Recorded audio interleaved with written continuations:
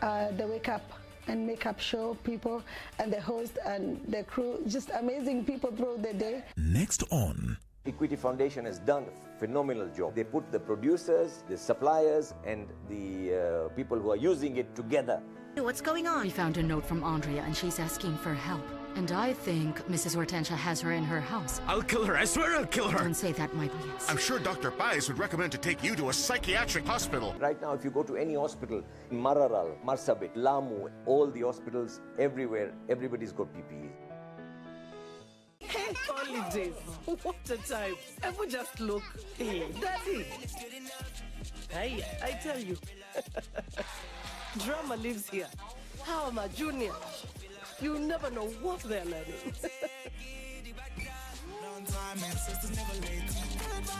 Choose DSTV for only 3,999 Kenya shillings. Includes HD decoder and dish kit. Whatever your Christmas, it's your moment. And this festive season, itakuwa nzuri zaidi.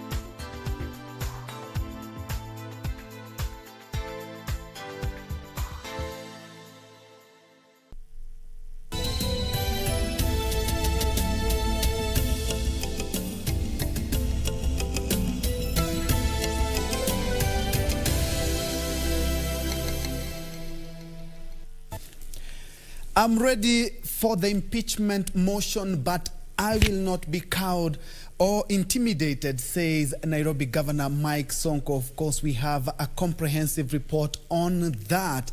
And sports fans, a disappointment after Gor Mahia goes down to APR of Rwanda in the CAF preliminary round 2-1. Indeed, we have this plus much more comprehensive report. Thank you so much for joining us on this 28th day of November 2020. My name is Bentro Njue. Byron Abuli will be a sign language interpreter for this evening, and we are welcoming you for the most comprehensive bulletin. But first things first, let's have a keen look at the highlights. Deputy President William Ruto expresses optimism of an uncontested constitutional review process as BBI's signature collection gains momentum. Coronavirus infections in the country are still rising, with 945 new cases confirmed in the last 24 hours. And normal business at Malaba border town disrupted as residents protest fatal shooting of a 20-year-old man on Friday evening over mask.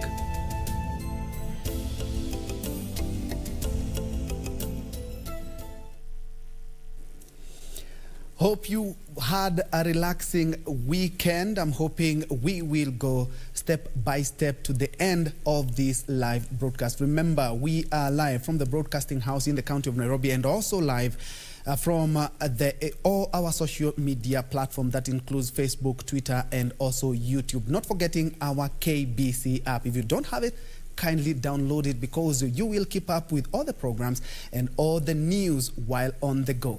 Straight to the news now. Deputy President Dr. William Ruto says he is optimistic that the country can still have an uncontested constitutional review process. Ruto in a tweet said so far he has assisted his boss President Uhuru Kenyatta to make improvements to Building Bridges Initiative report post-Bomas launch. In a tweet, the deputy president is indicating that he has a constitutional duty to assist the president, who is his boss. Ruto said they are now working on consensus for Kenyans to express themselves without yes or no, all or nothing division. Deputy President putting on notice political leaders who are rooting for a divisive referendum process. This as a section of Mombasa legislators have welcomed the proposals on the revised draft, claiming the constitutional amendments will resolve the challenges the coastal people. And the issue of blue economy, ambayo imezungumzia everything regarding the sea, mambo ambayo yanahusu bahari in details. BBI imekuja tu ili kuja kuimprove yale ambayo tunaona ataendeleza maisha ya mwananchi na kuonekana kuwa sawasawa. Ni mwito kwa kila Mkenya akubali kwamba uchaguzi ambao unafanyika kila miaka mitano sio mwanzo na mwisho wa maisha ya Wakenya, bali ni nafasi ya kuchagua viongozi. A similar exercise was carried in Nyeri County, where leaders said the constitution was a dynamic document and thus those who feel their views were not incorporated will get another chance in the future. Tulikuwa tunafikiria kieni tungepata constituency, we will get it in due course as we progress. And even if kuna mambo ambayo haukutosheka kwa sasa, remember there will be other amendments. Meanwhile, a section of Western leaders led by National Assembly Majority Whip Emmanuel Wangwe said the constitutional reforms will heal the country of past incidents of electoral injustices. Kupita kwa BBI, MCA sasa wapate pesa yao. Kujenga barabara za humu ndani iwe kazi yao. Wakati kuna shida, nenda kwa boma MCA, mwambie tuko na hii challenge, atupatie pesa yake. Na constituency kuongezwa ni sawa. Wale wanasema kwamba kuna wage bill itakuwa juu ni wanafiki. Kwa sababu watu wamezaana. Representation lazima ikue kulingana na wingi wa watu. Tutatunga mshumari ndani ya hiyo gurudumu ya BBI na tutaisimamisha mpaka tuwekwe Health Service Commission ndani ya BBI, ndio tutatoa mshumari, tufunge tairi mpya, alafu tuende pamoja. Well, in Mandera, Area County Commissioner Onesmus Chata called on residents to support the Building Bridges Initiative BBI. Chata said nobody will be forced to sign the BBI report irrespective of political affiliation. Hakuna mtu analazimishwa. Sisi hapa tumekaa mchanganyiko wa mama, vijana, wazee na vyama zote. Hakuna chama ambaye tunabagua tunasema huyu ni wa Jubilee, huyu ni wa ile economic, ile yenu iko Jubilee. Zote sisi yote tuko hapa. Same sentiments echoed in Ugenya, where area legislator David Ocheng urged local to sieve through the document to make informed decision. Well, Garissa Governor Ali Korane is urging locals to support the document since it has addressed most of their concerns. Korane said issues not addressed will eventually be incorporated in another constitutional review exercise in future. Not here. I'm so sure that Raila Amolo Odinga would have loved some things to be here, but they are not here. I, as David Ocheng, would have loved to see many other things in this report, but I support it fully because this is not the first and the last chance to change the constitution. Kwa hivyo hatujaona hasara yoyote ambayo inatokana na ile mambo ya BBI. Matarajio yetu, mahitaji yetu, pengine haijakuwa, lakini pia hakuna hasara, kitu ambacho itadhulumu sisi ambacho tulikuwa naye itatolewa, ama chochote ambacho itatudhulumu. Suleiman Yeri, Channel 1 News. And the coronavirus pandemic in the country is now at a worrying trend, with 949 people testing positive in the last 24 hours from a sample of 8,311. The country lost 4 more patients in the same period, and the coronavirus-related death toll in the country now stands at 1,445. The coronavirus trajectory in Kenya is not curving yet, with the country recording another 949 new cases in the last 24 hours, indicating 11% positive rate as the nation enters the festive season. From the new cases, the country's caseload is now at 82,605. From the new cases, 913 are Kenyans, while 36 are foreigners. 558 are males and 391 are females.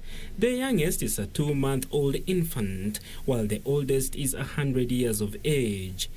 Nairobi recorded 400 new cases, Kiambu 138, Mombasa 71 and Kakamega 49.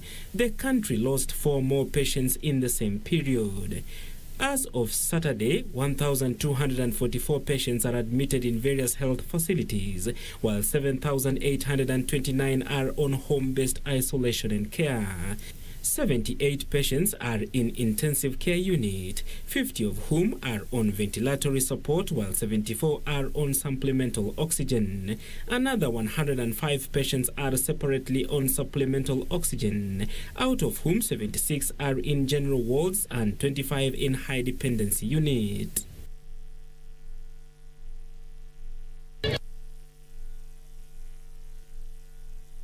Busia Governor Sospeter Ojamong has joined residents of the county in demanding for justice following the fatal shooting of a 20-year-old man at Malaba town on Friday evening. On Saturday, the border town was literally brought to a standstill after residents barricaded roads and lit bonfires protesting the police brutality and calling on Interior Cabinet Secretary Dr. Fred Matiang'i to personally intervene and ensure the police officer responsible for the shooting is prosecuted. The fatal shooting of a 20-year-old man by a police officer for allegedly not wearing a face mask sparked protest in Malaba town on Friday evening, which continued for the better part of Saturday. Aggrieved residents lit bonfires, erected barricades, and took off their face masks in defiance, paralyzing normal business at the border town. Sisi kama vijana mahustlers, we condemn such acts and we are very annoyed, and we ask IPOA to take quick investigation. If they cannot do it, we shall do it ourselves. Pesa tunalipa kama watoza ushuru, tunalipa na hizo pesa zinunue silaha, na hiyo silaha irudi kutuua sisi wenyewe baadaye kutuprotect. Leaving a major traffic snarl-up in their wake, the protesters marched to Malaba police station. Once there, they demanded for the transfer of area OCPD, a move that irked police officers who used tear gas to disperse them. Shortly after, the protest escalated to a cat-and-mouse game with GSU officers further paralyzing activities in the town. Polisi msako wao wanapofanya ni msako wa barabara. Wahalifu wanapatikana msituni kwa miguu. Polisi wako kwa kurusa kila siku ni juu chini wakikolekti pesa kwa matrela zenye zinaoverlap. Usalama wetu uko wapi? Sisi vijana tunasema maandamano mpaka siku amani itapatikana. We have had the father of the kid has already died. See, now we have lost two lives because of one person. Local leaders including Busia Governor Sospeter Ojamong condemned the police brutality and called for the intervention of Interior Cabinet Secretary Dr. Fred Matiang'i. Kama county tunasema ya kwamba tunaishtumu kitendo hicho na zile vitendo zingine zote ambazo zimekuwa zikitendeka kwa county, hasa polisi kusumbua wananchi wanapoendesha kazi yao kila siku. The deceased, identified as Ezekiel Odera, is said to have been shot and killed at police roadblock area at around 7:30 p.m. as he was going home from work. Ben Chumba, reporting for Channel 1 News. And now to a worrying trend in the country. Police have arrested 18 teenagers who were partying in Kahawa Sukari area in Kiambu County. Ruiru Deputy County Commissioner Geoffrey Kedenji said the children aged between 16 and 18 years had attended what is alleged to be a birthday party for two of their colleagues. During the raid, police managed to seize the birthday cake, which they suspect could have been laced with narcotics and an assortment of alcoholic drinks. Days after 44 children were arrested partying in a house within Nairobi opulent Mountain View estate, police in Kiambu have arrested yet another group of 18 teenagers while partying within Kahawa Sukari area. According to police, the minors took advantage of the absence of the owner of the home, who is also a parent of one of them, who was away at work to engage in their delinquent activities. Hii watoto wanafanya ni ile mambo wanaona wazazi wakifanya manyumbani, na ndio tunapea wazazi tahadhari sana sana wale wako maeneo ambayo ni kama gated estates. Wale wako kwa ploti hawana madhara sana sababu wakifanya jambo laonekana, lakini wale wako kwa high estates mahali geti inafungwa wakati wazazi wanaenda kazini, ni mambo mingi sana inaweza fanyika. Ruiru Deputy County Commissioner Geoffrey Kedenji revealed that police had launched investigations to establish the source of the alcohol and how they managed to organize a party without the consent of their parents. Speaking at Kahawa Sukari police station after the teenagers recorded their statements, Githinji blamed parents for absconding their parental duties, noting that the children were only imitating their parents' behavior. He urged parents to keep a keen eye on their kids, especially now during the COVID-19 pandemic, where many children are at home away from school.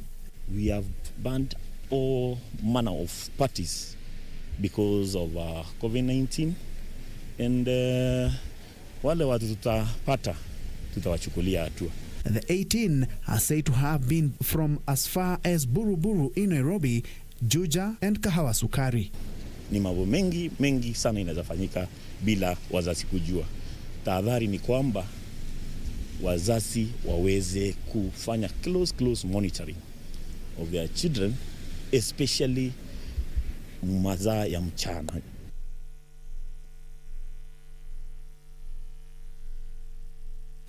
And moving on, Nairobi County Governor Mike Mbuvi Sonko now says he is ready to go home days after an impeachment motion notice was tabled by Minority Leader Michael Ogada at the County Assembly. In a tweet, Sonko says he will not be intimidated through the ouster scheme to appeal his signature and release funds to the Nairobi Metropolitan Services, which he describes as an illegal entity. 2 days after a notice of motion for the impeachment of Nairobi Governor Mike Sonko was tabled at the Nairobi County Assembly, the county boss has hit back at the county legislators. In a tweet, the embattled Nairobi governor, while dismissing the ouster motion as inconsequential, said he was ready to go home. Sonko claimed the impeachment attempt was part of wider scheme to twist him to append his signature to the county kitty and release funds to the Nairobi Metropolitan Service, which he claims is an illegal entity. Mr. Speaker, sir. On Thursday, Minority Leader Michael Ogada, who tabled the motion, claimed it has a backing of 86 out of 122 MCAs, surpassing a threshold required for such a motion. Also, Sonko's troubles stem from his refusal to sign the county's appropriation bill that allocated the Nairobi Metropolitan Service 37.2 billion shillings in what has threatened to paralyze its operations. And Parliament is raising the red flag over increasing debts of water supply companies countrywide owed to donors through unpaid loans. The National Assembly Departmental Committee on Environment and National Resources says the companies are not repaying their loans, leaving the government and donors at crossroads.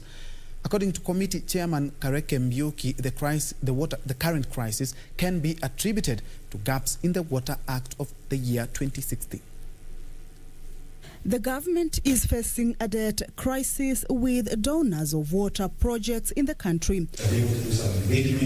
According to the National Assembly Departmental Committee on Environment and Natural Resources, water companies are taking advantage of a gap in the law to default on remittances to the National Treasury that would be used to offset the loans. Once these projects are done, this water is sold or it is channeled through the water companies.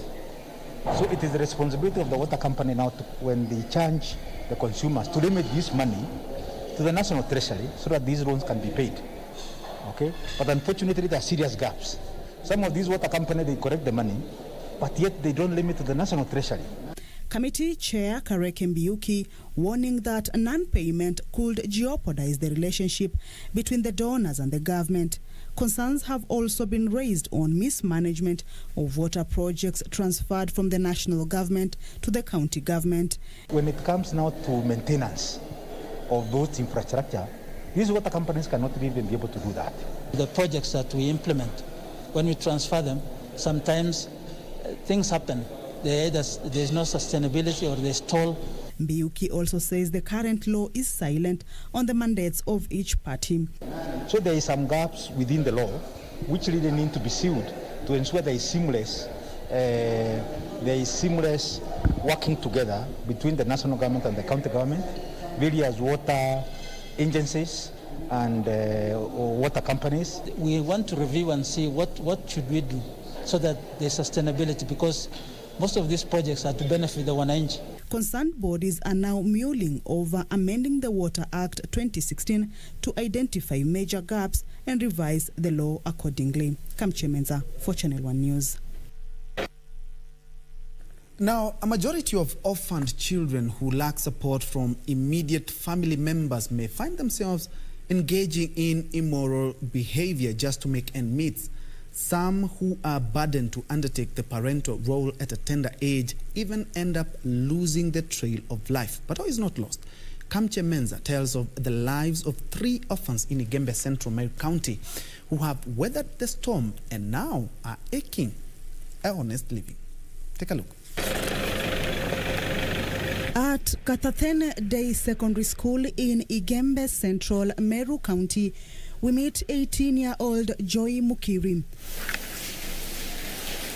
The soul underneath her body harbors both deep pain and joy. It is only a few minutes to the end of classes for the day.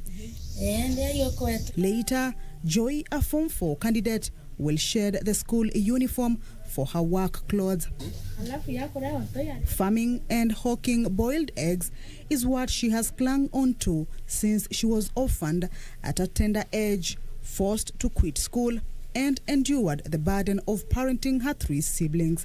Baada ya kutoka shule jioni, nikienda nyumbani, naenda natengeneza mayai zangu, natoka nazo, alafu hapo kwa barabara napika chips na samosa.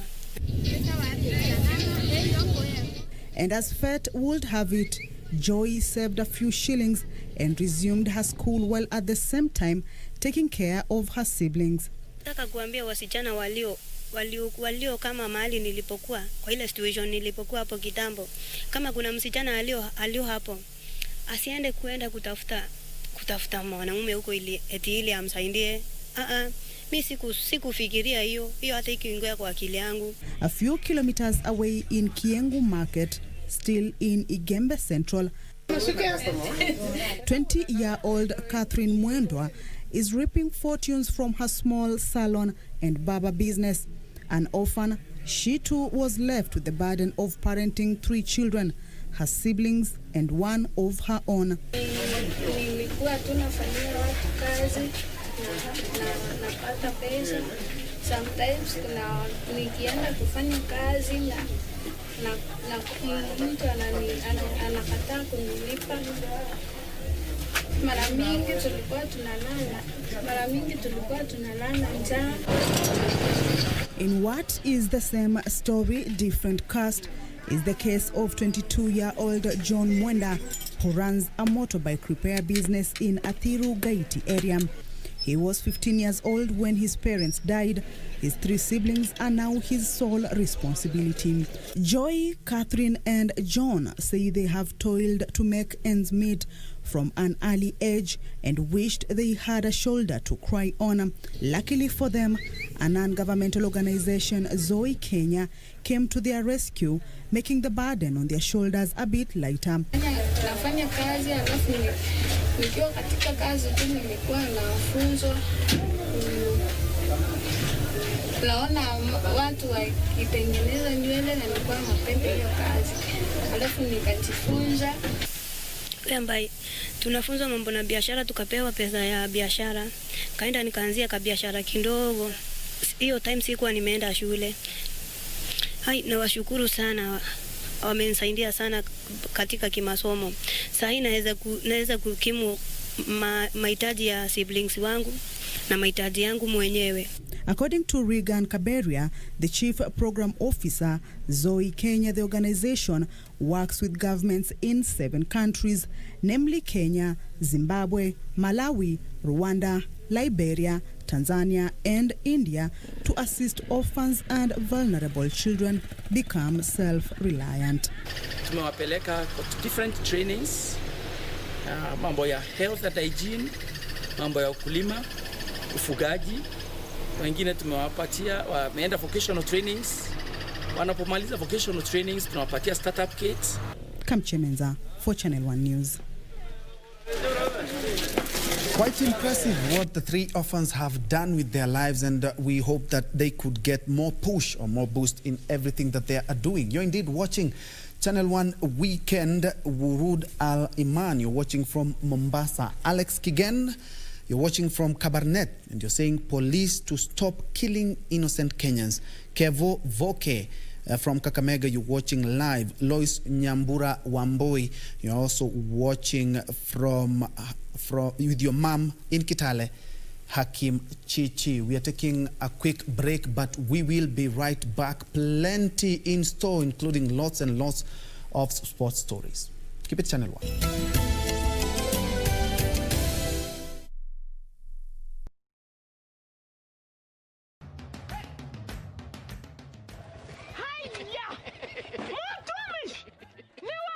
Ni mimi. Ulitoa pikipiki? Mlitani sitaomoka. Ni yako. Hii nduti ni yangu. Niliwahi pale Quickbit. Quickbit? Quickbit imekuja kusaidia wananchi kama sisi. Nilinunua 399 shillings. Juu nilikuwa the lowest unique bidder. 399 shillings. Quickbit shilingi moja unaweza nunua shilingi 2 unaweza nunua micro. Shilingi 5 unaweza nunua hata gari. So tupeleke huko hata mtu aende huko. Jiunga na Quickbit ni rahisi. Enda kwenye M-Pesa, bonyeza paybill kisha weka business number 4032353. Kwenye account weka kodi ya bidhaa unayotaka na bidi yako ya chini zaidi. Kwa mfano TV 16. Kisha weka shilingi 20 tu kama idadi yako. Weka bidi yako pia kwenye www.quickbit.co.ke. Kumbuka, bidi ya chini zaidi ya kipekee ndio ununua. Quickbit, bidhaa bora kwa bei ya chini. National Nurses Association of Kenya have about 15,000 nurses in 47 counties. When the first case was pronounced, the whole nation ran into panic. You remember when the first patients were going to the health facilities, the doctors, the nurses were taking off, and you couldn't have blamed them. The only way to defeat this fear was to train these guys and to provide them with a personal protective gear and psychosocial support. Equity actually gave us a check towards training and psychosocial support.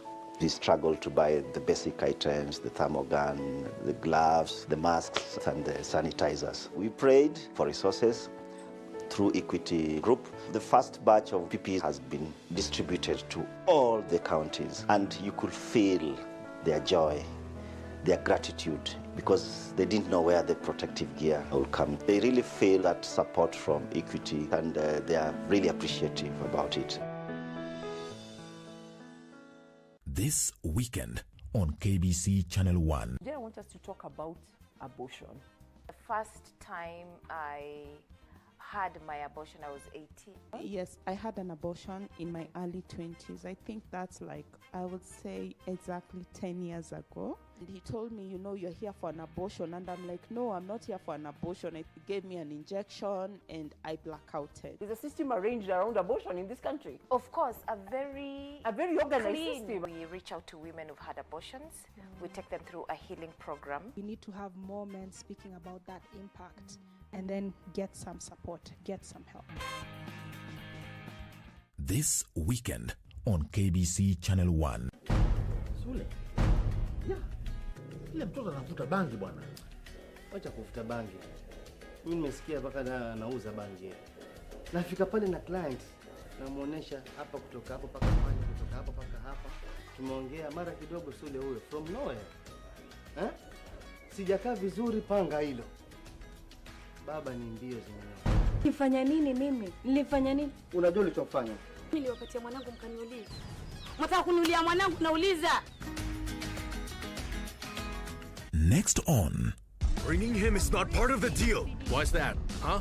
Be careful with what you say. I'm not going to pay you $2.5 million for half a consulting office we bought for 3. If you don't want to, no. Sell it somewhere else. Cheers, you all! And above all, enjoy yourselves, please, because this is your home tonight. Cheers. Listen, you're gonna try to put it in the bottle, and the one who does it first gets a prize. What are those guys doing inside? Well, what did you expect? El paraíso In Love with Ramon.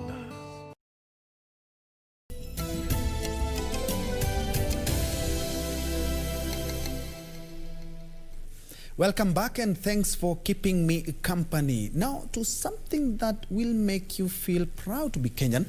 Kenya has for the 7th time scooped the World Leading Safari Destination Award in this year's World Travel Awards, cementing her position as the global champion. This is the 6th time in a row when the country has won the prestigious award, having won in the previous year, save for the year 2014. The good news to Kenya was met during the 27th Annual World Travel Awards Grand Final 2020, held to celebrate excellence across all sectors of the global travel and tourism industry. This is the 7th time in the past 8 years and 6th time in a row Kenya has won the prestigious award at the annual Global Awards. Kenya won the award in 2013, 2015, 2016, 2017, 2018, 2019 and 2020. Kenya Tourism Board Chairman Jimmy Kariuki has lauded the win as yet another milestone for Kenya's tourism industry, adding it was testament to the country's superior offering of the safari experience. Kariuki says the recognition meant a lot, especially in 2020 when global tourism has been hampered by the COVID-19 pandemic. According to KTB, Kenya is acknowledged as one of the best in tourism offering. KTB CEO Dr. Betty Rodier says the award has come at the right time as the country's tourism sector seeks to bounce back to life. We didn't just win it by chance. This is the safari destination. Where else in the world can you be in a park that is within the CBD, within 10 minutes of driving in the CBD? So whilst we're really glad that we received this award, we think that it's an award that was long overdue. Because as a destination, as a safari destination, Kenya has been known for safari for a very long time. And the jewels that we have in our safari experience is obviously to have a national park within 10 minutes of the CBD.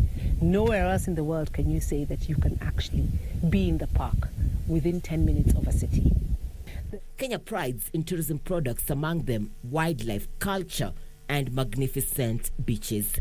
Irene Mchuma, Udim, Channel 1. Quite impressive.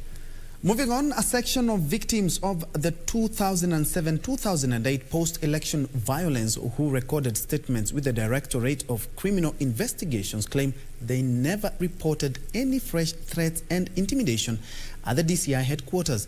The victims, led by Reverend Stephen Mburu of Kiambaa KAG Church, said they were invited by the DCI and had never made any claims about being intimidated. Hundreds of the 2007-2008 post-election violence victims flocked the Directorate of Criminal Investigation headquarters on Monday to record statements over claims of new threats against their lives. However, days later, a section of the victims have come out to deny receiving any threats, claiming they traveled to Nairobi to honor summons by the DCI. Wakati tulipofika Nairobi, tukakuta kuna watu walikuwa wametoka sehemu mbalimbali, si ati ni sisi tu watu wa Kiambaa. Tulijaribu hata kustuka na tukashindwa, tunasema tunakuja kufanya nini hapa? Hata karibu tunataka kutoroka, tunataka sijui kufanya nini, lakini bila tumefika hiyo uwanja ni lazima tungekuwa hapo. And Labour Cabinet Secretary Simon Chelugui says the looming teachers strike announced by the Kenya National Union of Teachers could be averted following talks with the union officials. The Kenya National Union of Teachers has written to the Teachers Service Commission with a raft of demands such as reinstatement of membership and honouring of the collective bargaining agreement. I am working with them very well, and hopefully a breakthrough we will get a breakthrough soon, working together with their Secretary General, Bwana Sosio. This is as NAT National Treasurer John Matiang'i said they are seeking the intervention of the head of state to intervene over its alleged looming shutdown by the Teachers Service Commission. When their union is being closed, they don't understand what is happening and why it is being closed. Every month, members are being drawn out of the union. And the law is clear that if a member leaves a union, he writes to the employer, and the employer gives a copy of that letter that has been written to the union. The union does not have a single copy of any letter a member has written to leave the union. It is forms that were filled, rubber stamped, and the teachers were given by forced to fill and leave the union. Elsewhere, Mwala legislator Vincent Musyoka has launched online bursary application portal for students in the constituency. He says the digital system will help identify fake applicants who have in the past benefited from the CDF bursary kitty. Once students come here during our annual meeting, it will be for matters of verification that they come from Mwala. What this means is that our bursaries with this system are available as long as I have money to give students. I will never again be delayed because there are certain errors, there is data that is not cleaned up. In Kericho County, the CEC for Health Shadrach Mutai appeared before the County Assembly's Health Committee over alleged negligence at Kapkatet Sub-County Hospital, where a patient who was presumed dead was transferred to the mortuary. The committee will continue interviewing other people, but as a department, we have also constituted a committee of 5 members who are professionals who will look into this matter, and they will file a report with me on Monday, so I'll be able to make substantive comments on the matter. And further afield, the leader of rebellious forces in Tigray region says the Ethiopian government forces have begun an offensive to capture the regional capital, Mekelle. This is after it claimed to have seized control of several towns in the northern region of Tigray. The Ethiopian army has been locked in conflict with the Tigray People's Liberation Front, TPLF, for weeks. Details of this and more in our international news briefs. Lieutenant General Hassan Ibrahim said the Ethiopian army had captured Wikro, north of the Tigrayan capital Mekelle, along with several other towns. The announcement comes a day after the government said it was beginning the final phase of an offensive in the region. Hundreds of people have reportedly been killed and thousands have been forced from their homes as Ethiopian forces have seized towns. Details of the fighting are hard to confirm because all phone, mobile and internet communications with the Tigray region have been cut. Last Sunday, the government gave TPLF until Wednesday to lay down arms or face an assault on Mekelle, a city of 500,000 people, raising fears among aid groups of extensive civilian casualties. Ethiopia's Prime Minister Abiy Ahmed accused Tigrayan leaders of starting the war by attacking federal troops at a base in Tigray. The TPLF says the attack was a preemptive strike. Elsewhere, a U.S. federal appeals court has firmly rejected the Donald Trump campaign's attempt to block President-elect Joe Biden from being declared winner in Pennsylvania. The panel of 3 judges deemed the case was without merit, saying the Trump campaign had not made specific allegations or provided proof. The ruling is another major setback for President Trump in his attempts to overturn the November 3rd election. Meanwhile, the United States of America has announced economic sanctions on Chinese and Russian companies, which Washington said had supported the development of Iran's missile program. U.S. Secretary of State Mike Pompeo says the 4 firms accused of transferring sensitive technology and items to Iran's missile program will be subject to restrictions on U.S. government aid and on their exports for 2 years. President Donald Trump withdrew the U.S. in 2018 from the Iran nuclear deal established 3 years prior under the then President Barack Obama. And Iran's president has blamed Israel for killing of a top nuclear scientist on Friday and said it would not slow down the country's nuclear program.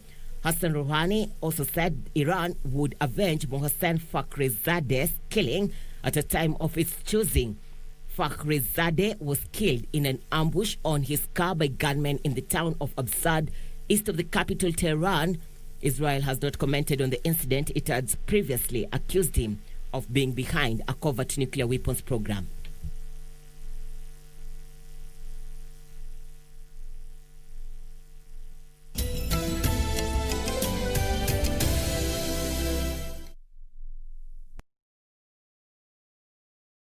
When the world changed, it made us go back to the simple joys and love the little things even more, like serving up your best, eating together, and sharing more.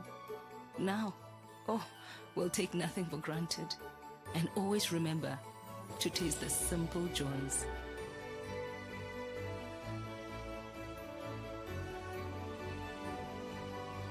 Enjoy the magic of Christmas with Coca-Cola. Next on. Equity Foundation has done a phenomenal job. They put the producers, the suppliers, and the people who are using it together. We might need to take care of him as well. Are you attempting to get rid of everyone associated with Richard? You're the one who said the police are after you. So, you're saying I've done nothing worthwhile here? Saying you've got some tough decisions ahead of you. Nataka sasa niwache kila kitu tena kwa sababu yako. This is more important. Utajuaje? Binti, for once, do as you're told. Mimi si mtoto. Right now, if you go to any hospital, Mararal, Marsabit, Lamu, all the hospitals, everywhere, everybody's got PPE.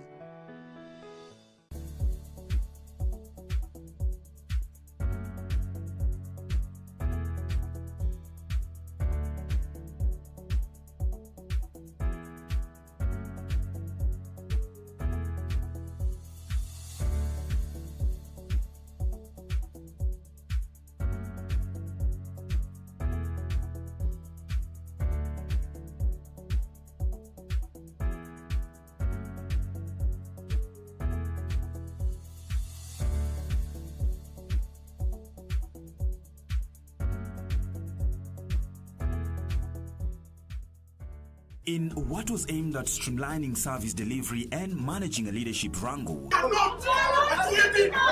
that almost brought Nairobi County to its knees, President Uhuru Kenyatta established the Nairobi Metropolitan Services and appointed Air Force Major General Mohammed Abdallah Badi as the Director General, tasking him to transform this city.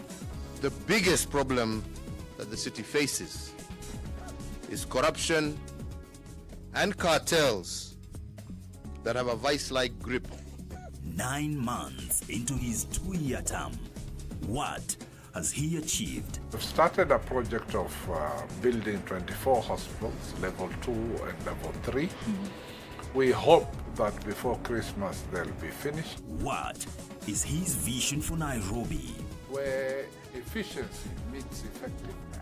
And in the midst of perceived power struggle with the county's governor, Mike Mbuvi, who exactly is in charge? Nairobi County has 16 functions and only 4 are transferred to me.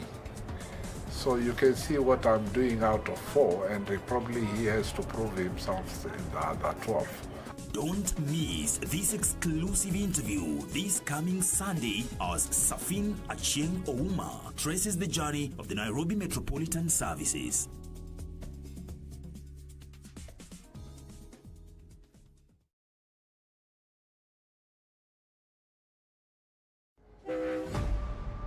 Unajua nini mama? Niko karibu kwenda shule. Na sitaki kuwa na stress kukuhusu.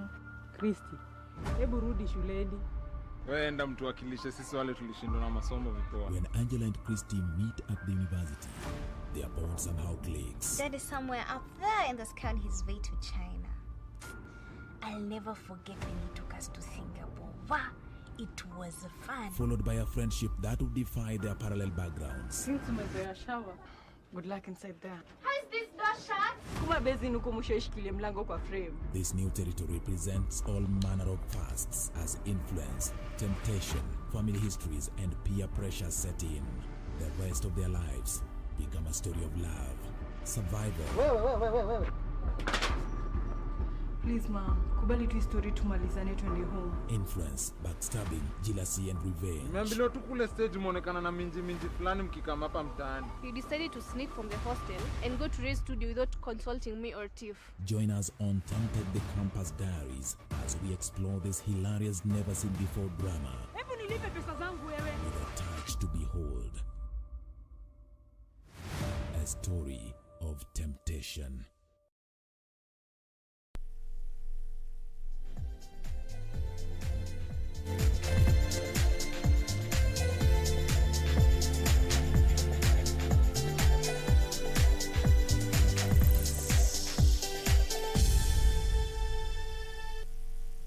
Welcome back. It's time to play, and we begin with CAF, where Kenya Premier League champions Gor Mahia kicked off their CAF Champions League campaign on a sour note after losing 2-1 to host APR of Rwanda in the first leg of the preliminary round match played today in Kigali, Rwanda.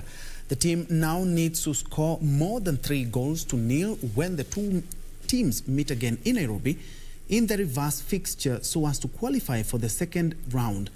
Kogalo played without head coach Roberto Oliveira after CAF found him ineligible since he doesn't have a CAF A certificate.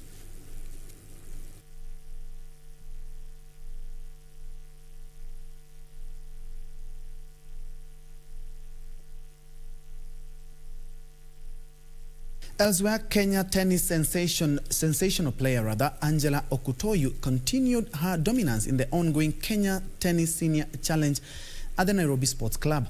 The 16-year-old cruised to the finals that will be played tomorrow after claiming 2 straight set wins over Azam's Rajab in the semi-finals.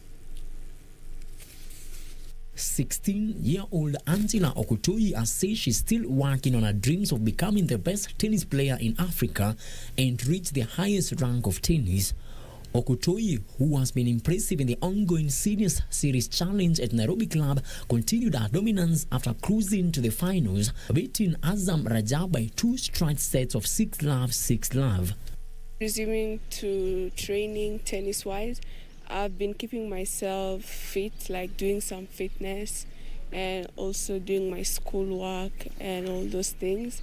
But now since I'm back, I'm happy. Now I'm training every day just for 5 days and it's quite good. Nimependa sana. Ni kama unacheza na superstar, then unajua unacheza na yeye. You have to give your best. And you just feel happy. Yeah. Meanwhile, the Kenya Tennis Federation is concerned about the welfare of its players, especially during these coronavirus pandemic times. The federation is setting its eyes to the upcoming new season after unveiling a new calendar of events, although the government has not given the federation the green light to have its top-tier leagues resume. There was a lot of, let's say, pressure from the players and the parents that it's been 7 months and we've been given clearance by government. So we were requested just to do some invitational tournaments to see where our players currently are at as we prepare to resume fully in 2021. So it's just to test the gears after such a long break so that also the players don't they don't lose touch of the game. After the end of the Seniors Challenge tomorrow, the federation will take a Christmas break before new season begins. Frederick Mwoki for Channel 1 Sports. Football Kenya Federation FKF League new season kicked off today with 3 matches on the card across a different stadium. Mombasa-based Bandari FC started their campaign with a 1-0 win over Sofapaka at Mbaraki Stadium, while AFC Leopards came from a goal down to beat Tusker FC 2-1 at Nyayo Stadium. Kakamega Homeboys claimed a 1-0 win over Vihiga United.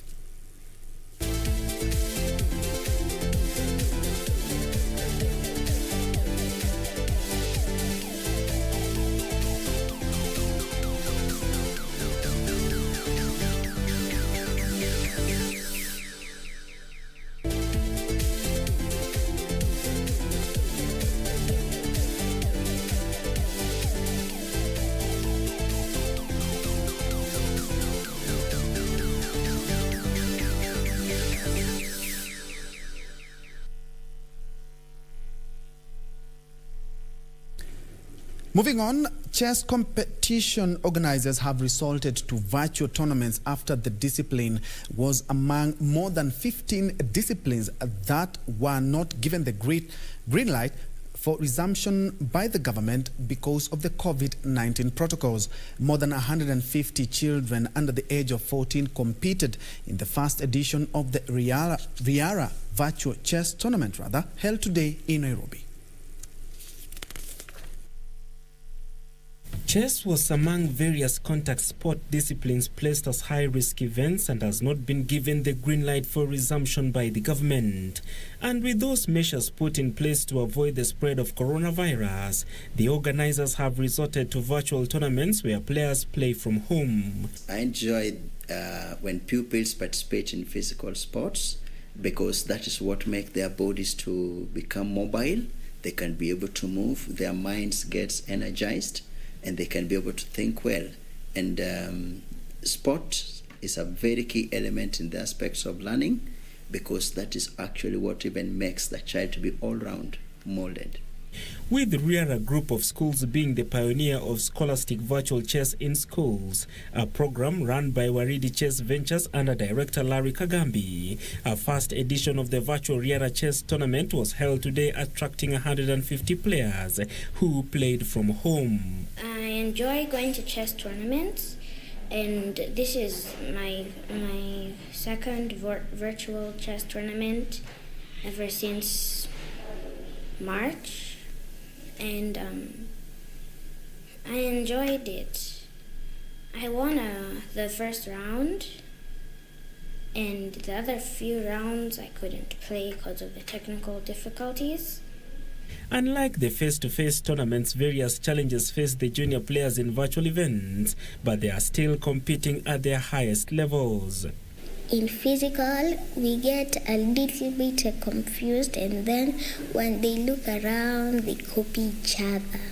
And when the other person is playing the same, the person who is playing with you is trying to be like the person who is playing with another opponent.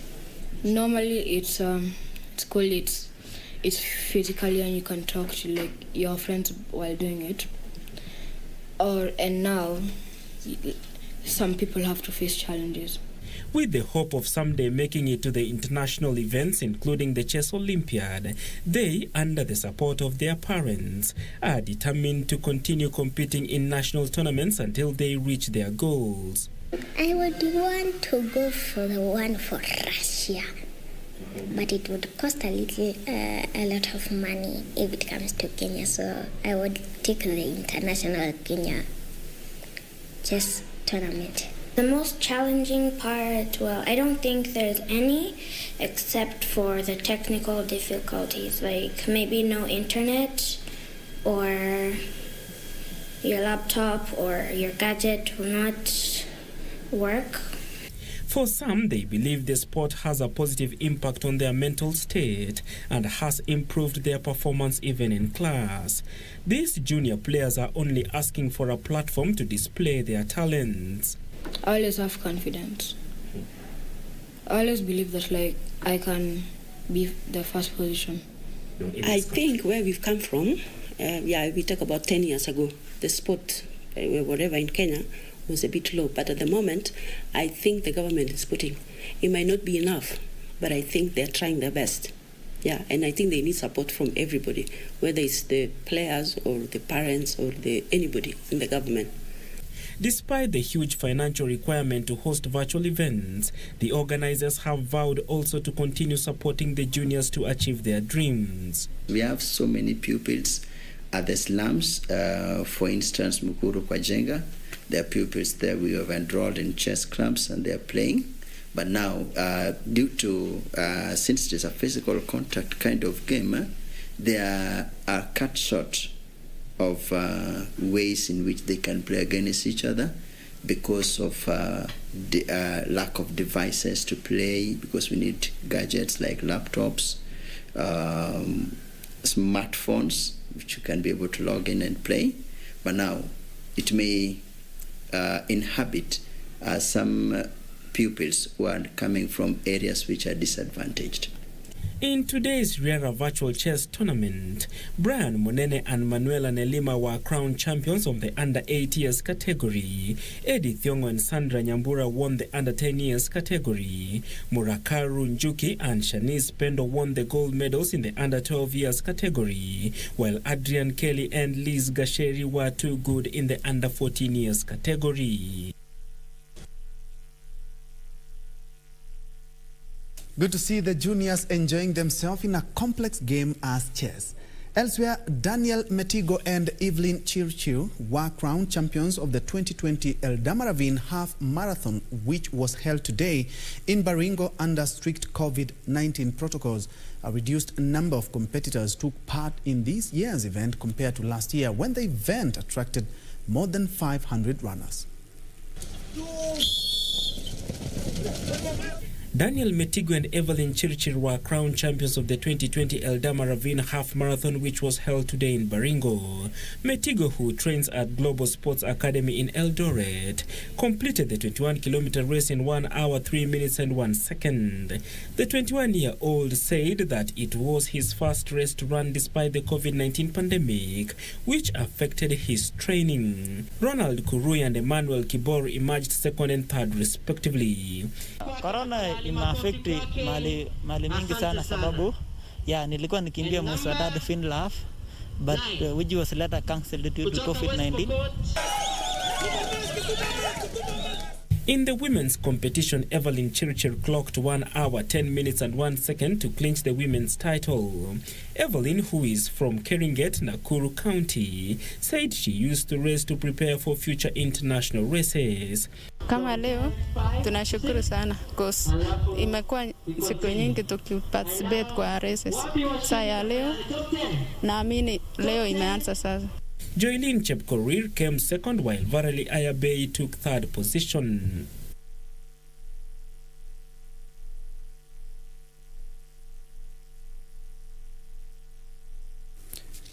And Kenya Premier League champions Gor Mahia kicked off their campaign. Apologies for that. CAF champions Mohamed Magdi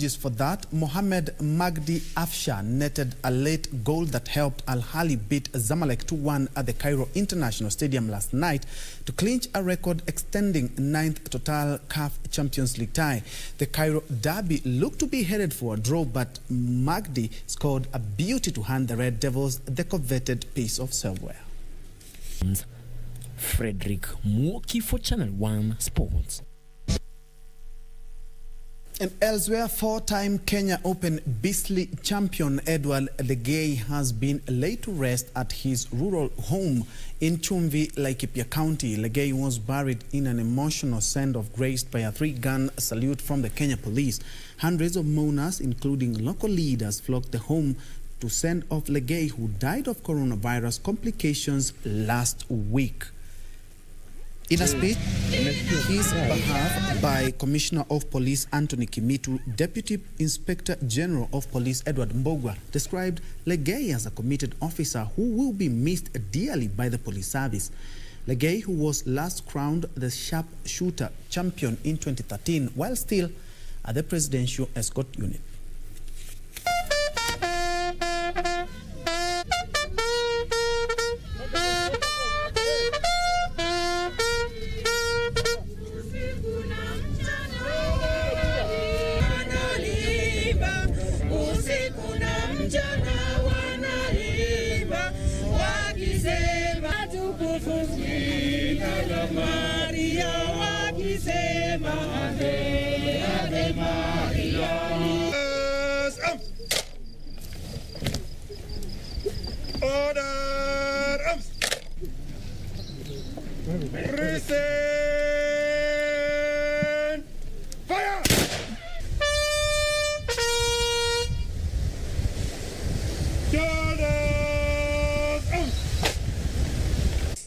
He was so passionate about security and Laikipia North, and so passionate about maneno ya wizi ya mifugo, and we would talk to wide breadth. Mifugo zetu na security vile ilivyo Laikipia North, sana lekorele na kuvulia kofia. We have not stopped to work and to partner with DIG police na DIG ule hapo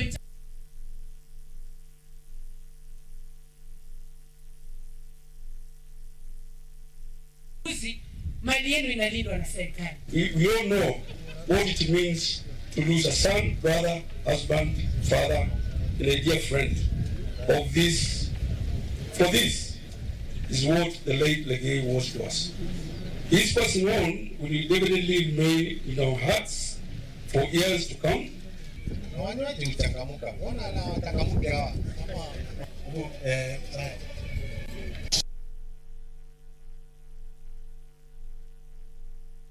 Further afield, Pascal Gross' controversial injury time penalty rescued a deserved draw for Brighton, although Liverpool still went top of the English Premier League. It was Brighton's second penalty of the game after Neil Maupay fired a first-half spot kick wild at the Amex Stadium. Meanwhile, Manchester City hammered Burnley FC 5-0 at the Etihad Stadium. Start in defence of their title. Brighton haven't won here in the Premier League. Lots of goals. Vulnerable. Let's go and win the game. As I said, only if they're fit. In goes Diogo Jota. Oh, he does that. Dummy's there. Opens the body up. Salah first touch to Jota, but it's all about Lewis Dunk try. Absolutely brilliant in the early weeks of the season, Philip. It's gone in towards Phil. Oh, it's gone in the second, and that's going to be ruled out. That's two. Exactly what Liverpool needed. Sadio Mane, perfect delivery. Yeah, when Kevin Friend, who had a look at it, recommended Stuart Atwell, came and had a... It looks ominous for Liverpool. And Gross scores. He get 1-1, Pascal Gross. Right down the middle of the goal. De Bruyne, wonderful opportunity for Mahrez. 1-0 Manchester. Good City are. You just sleep for 1 second and they'll punish. Just knocks it on lovely. Mahrez beautifully sets it. Scored more than one goal in a match, and the last has done it against here. Pitch to change the pattern, but here's Mahrez again. Get that space. You shouldn't be getting that space in the Premier League. He's on his toes. He sneaks in behind him, cuts inside twice from Burnley. Electric form here, isn't he? Might work. Yeah. De Bruyne. Mendy arriving and scoring. This ball from De Bruyne on a plate, and you're thinking he's still got a lot to do. He just switches off for that split second. What a finish that is. There's already power on the cross, and he just tucks it in that box quickly. They've got spare men in midfield. As I said, Burnley. Walker to cut this one back. Jesus just behind him. There's the little set-up ball. And he just ball from Mahrez. He pulls it back. There's the little touch from Jesus, and really another really good quality goal from City. Kyle Walker is incredible. His first involvement, it's a lovely ball in, and Mahrez does. That hat-trick, first time cross, beautifully laid in, and a great header. Foden has a little glance. He knows on the back post there. Opus catches the keeper out on the near post. Super play. Season after season here.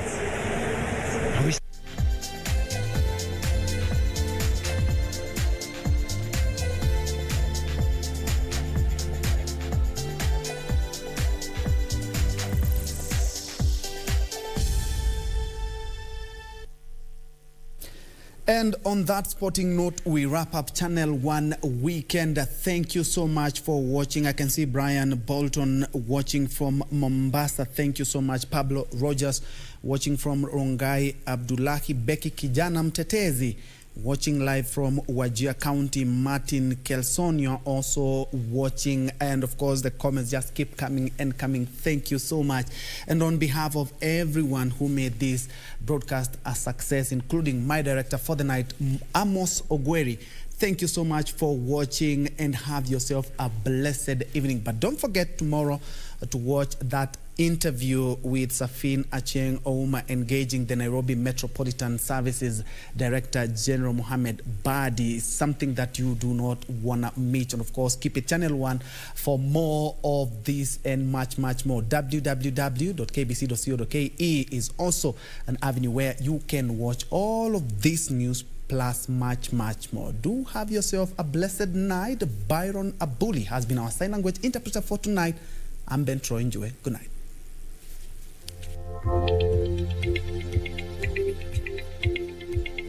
Good evening and a very warm welcome to Channel 1 Weather Updates. I hope you're well today. Saturday it is, and most parts of the country have been covered with scattered wet conditions. The capital is experiencing showers over several places. The Lake Basin region and western sector experiencing showers accompanied by thunderstorms over several places. And tomorrow, Lodo will be the only that will experience mainly sunny intervals during the morning hours, and that will also stretch towards the afternoon. But before we get into the nitty-gritty on that, let's mention of the rainy area tomorrow during the morning hours.